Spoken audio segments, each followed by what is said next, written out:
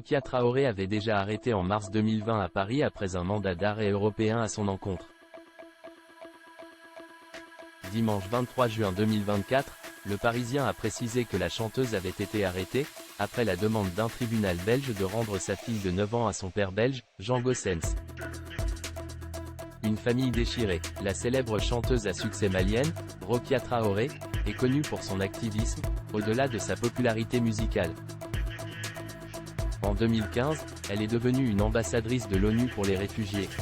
Un rôle bienvenu, notamment en ce qui concerne les nombreuses questions qui se posent en ce qui concerne la situation géopolitique actuelle. Avec le conflit au Proche-Orient relancé le 7 octobre dernier, la situation instable et imprévisible en matière de sécurité au Congo depuis février 2024.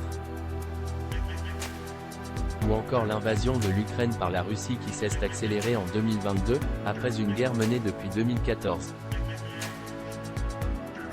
Mais l'artiste malienne a aussi de graves soucis en ce qui concerne sa vie de famille.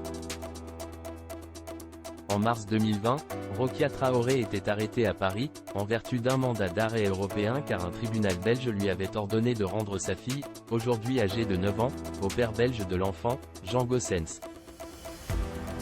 Dimanche 23 juin 2024, le Parisien a appris du parquet de Bruxelles qu'il y avait du nouveau dans l'affaire, étant donné que la chanteuse a été arrêtée en Italie dans la même affaire de non-représentation d'enfants.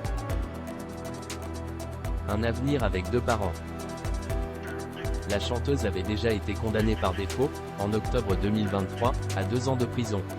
Arrivée en Italie vendredi 21 juin 2024, Rokia Traoré a été arrêtée à l'aéroport Fiumicino de Rome, où elle venait d'atterrir pour donner un concert.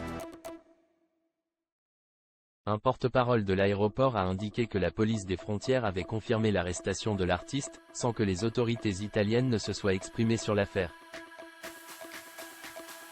L'arrestation de Madame Traoré en Italie fait suite à une décision du tribunal correctionnel de Bruxelles du 18 octobre 2023.